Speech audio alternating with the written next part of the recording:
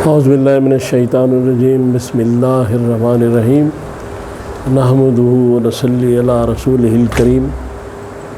انتہائی قابل احترام سامعین و حاضرین، مجھ سے اچھے لوگوں، السلام علیکم ورحمۃ اللہ وبرکاتہ۔ درود شریف پڑھ لیں۔ اللہم صلی علی محمد وعلی آلہ محمد۔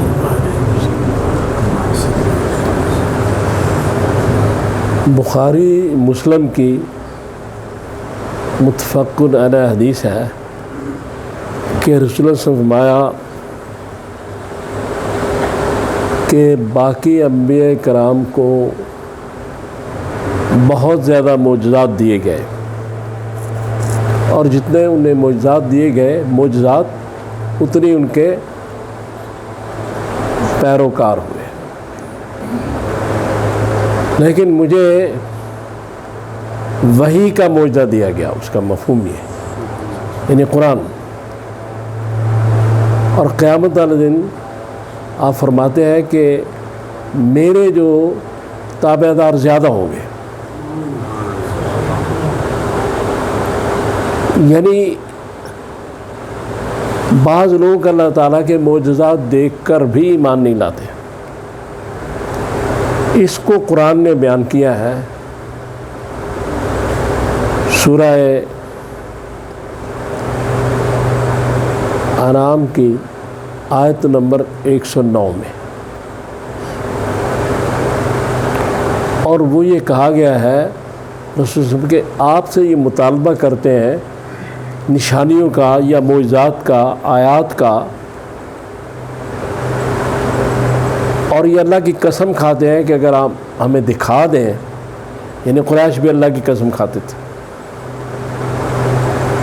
تو ہم مسلمان ہو جائیں گے۔ مفہوم اس کا یہ ہے،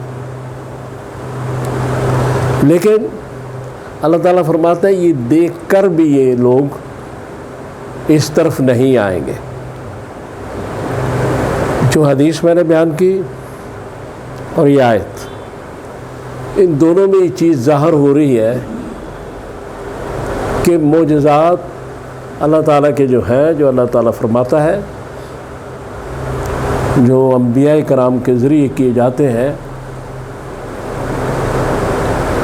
ان کا اثر بھی بعض لوگ نہیں لیتے، اور جو قرآن جو اللہ تعالیٰ نے وحی رسول اللہ صلی اللہ علیہ وسلم کے قلب اطہر پر فرمائی، اس کی عظمت یہ ہے، یہ بھی اس کی ایک عظمت ہے کہ اس کی وجہ سے رسول اللہ صلی اللہ علیہ وسلم کہتے ہیں میرے امتی، میرے تابع دار قیامت والے دن زیادہ ہوں گے، حالانکہ معجزات حضور نے کم کی۔ اب بات جو سمجھنے کی یہ ہے کہ معجزہ اور کرامت یہ کیا چیز ہے۔ پہلی بات تو یہ ہے کہ قرآن نے فیصلہ کر دیا کہ معجزہ اللہ کرتا ہے۔ کسی کے ہاتھ سے کوئی حیرت انگیز چیز واقع ہو جائے، جیسے موسیٰ علیہ السلام کی لاٹھی اژدہا بن گئی، جس سے عقل عاجز آ جائے، اس کو معجزہ کہتے ہیں، تو اللہ کرتا ہے۔ اسی طرح جو اولیاء کرام ہوتے ہیں، ان کے ہاتھ سے خرق عادات جو واقعات ہیں یا جو معمول سے ہٹ کر باتیں ہوتی ہیں، وہ بھی اللہ ہی کرتا ہے۔ اسی لیے حضور کو کہا گیا کہ یہ آپ کو کہتے ہیں تو آپ انہیں بتا دیں کہ معجزہ تو اللہ نے کرنا ہے۔ لہذا جو صاحب کرامت لوگ ہیں کون، انعمت علیہم کون ہے؟ کرامت تو اللہ کی ہوگی، معجزہ اللہ کو ہو گیا، یہ لوگ کیا کرتے ہیں، یہ کون ہے؟ تو اس کی سورہ فاتحہ میں کہا گیا کہ انعمت علیہم کا راستہ ہمیں عطا فرما۔ پھر سورہ نساء میں 69 نمبر آیت میں یہ کہا گیا کہ وہ لوگ کون ہیں۔ ان میں سے پہلا گروپ ہے انبیاء کرام کا، دوسرا گروپ ہے صدیقین کا، تیسرا شہداء کا، اور چوتھا صالحین کا۔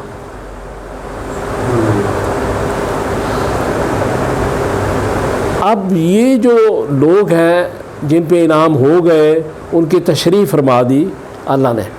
اب نبی تو کوئی آ نہیں سکتا، لیکن صدیق تو لوگ ہو سکتے ہیں، سچ تو بول سکتے ہیں، اور حق کی جو گواہی دیتا ہے وہ بھی شہید ہے، چاہے زبان سے دے چاہے جان سے دے دے، یہ بھی شہادت ہے۔ اور پھر عمل صالح جس کو سورہ عصر میں بتایا گیا کہ ہر شخص خسارے میں ہے سوائے ان لوگوں کے جو عمل صالح کرتے، صالحین آ گئے۔ اب کہنے کا اصل مقصد یہ ہے کہ کرامت کا جو واقعہ ہے یا معجزہ وہ تو اللہ کر رہا ہے، جیسے سورہ بقرہ میں مردہ گائے کے گوشت سے مردے کو زندہ کیا گیا، تو گائے کو ذبح کر کے اس کے بعد اس کا ٹکڑا مارا گیا، تو گائے کی تو وہ معجزہ نہیں تھا، وہ کوئی گائے کی کرامت تو نہیں تھی، وہ اللہ کی تھی۔ اب یہ جو صاحب اکرام لوگ ہیں ان کو کیسے بیان کیا اللہ نے؟ سورۃ الحجرات کی آیت نمبر 13 میں کہا گیا اِنَّ أَكْرَمَكُمْ عِنْدَ اللَّهِ أَتْقَاكُمْ، کہ اللہ کے نزدیک وہ لوگ صاحب کرامت، صاحب اکرام، صاحب عزت ہے جو متقی ہیں، پرہیزگار ہیں۔ اور حدیث پاک میں یہ کہا گیا اتق المحارم تکن عبد الناس، کہ جب تک کوئی شخص حرام نہیں چھوڑتا، حرام کام، وہ عبادت گزار نہیں ہوتا۔ لہذا عبادت الہی اپنی جگہ ہے، گناہوں سے بچنا تقوی ہے، اس کو تقوی کہتے ہیں۔ تو جو بھی شخص متقی ہوگا وہی اللہ کا دوست ہوگا، وہی ولی اللہ ہوگا، وہی صاحب کرامت ہوگا۔ تو جو کرامت واقعہ ہے، جو معجزہ واقعہ ہے، وہ اللہ فرماتا ہے، لیکن جو کرنے والا ہے اس کی عبادت، اس کا تقوی اس مقام پہ پہنچاتی ہے کہ اللہ تعالیٰ پھر اس کے ذریعے کام کرا کے اس کا تعارف لوگوں میں کراتا ہے۔ یعنی اللہ کی کرامت واقعہ ہے، بندے کی کرامت اس کا کریکٹر ہے، اس کا تقوی ہے۔ یہ بات سمجھنا بڑی ضروری ہے، چونکہ اولیاء کرام متقی ہوتے ہیں، اللہ کے دوست ہوتے ہیں، اور قرآن نے کہا کہ متقی اللہ کے دوست ہوتے ہیں، یہ قرآن کا فیصلہ ہے۔ تو تقوی کیا ہے کہ گناہوں کو چھوڑنا۔ لہذا جو شخص بھی جھوٹ بولنا چھوڑ دے صاحب کرامت ہو گیا، جو شخص چغلی، بوس، کینہ، یہ ساری نیگیٹو چیزیں چھوڑتا جائے وہ صاحب کرامت بنتا جائے گا۔ یعنی کسی بندے کی کرامت جو ہے وہ واقعہ نہیں، اس کی کرامت وہ عبادت ہے کہ جس کے ذریعے اس واقعے تک وہ پہنچا۔ تو اصل بات سمجھنے کی یہ ہے کہ اب کسی سے دعا کرائی، کوئی آدمی ٹھیک ہو گیا، بیمار تھا، سخت بیمار تھا، ٹھیک ہونے کا کوئی امکان نہیں تھا، ٹھیک ہو گیا، کسی کا کاروبار چل گیا کسی کی دعا سے، تو یہ سب اللہ کر رہا ہے۔ جس نے دعا کی ہے اس کا کردار کرامت بنے گا، یہ واقعات کرامت نہیں بنیں گے کہ اس کا کردار کیسا ہے۔ اگر وہ سچ بول رہا ہے اور یہ واقعہ بھی اس سے ہوا ہے تو پھر اللہ اس کے ساتھ ہے، اور اگر صرف واقعات ہو رہے ہیں جیسے موسیٰ علیہ السلام کے اس معاملے میں جادوگروں نے رسیوں کے سانپ بنا دیے تھے، تو اگر واقعات ہو رہے ہیں تو اللہ تو جادوگروں کے ساتھ نہیں تھا، لیکن رسیوں کے سانپ تو نظر بندی سے انہوں نے بنا دیے تھے۔ لہذا اس لیے جادوگر جو ہیں وہ تو گندے تھے، تو واقعات کی وجہ سے کسی کو ولی اللہ سمجھنا مشکل ہے۔ آسان بات ہے کہ اس کے کردار سے وہ ولی اللہ پہچانا جائے گا کہ اس کا کردار کیسا ہے۔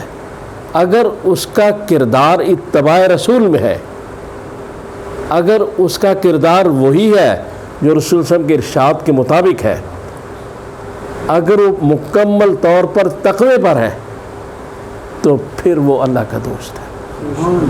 لہذا واقعات کہیں جانے سے کوئی آدمی ٹھیک ہو جائے، کسی کی اولاد ہو جائے، کسی کا کاروبار چل جائے، یہ سب واقعات ہیں، یہ سب اللہ تعالیٰ کی طرف سے ہوتے ہیں۔ وہ آدمی کا اپنا جو ہے تقوی، وہی اس کا مقام ہے۔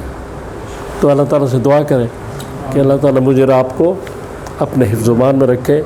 وَأُفَوِّضُ أَمْرِي إِلَى اللَّهِ إِنَّ اللَّهَ بَصِيرٌ بِالْعِبَادِ۔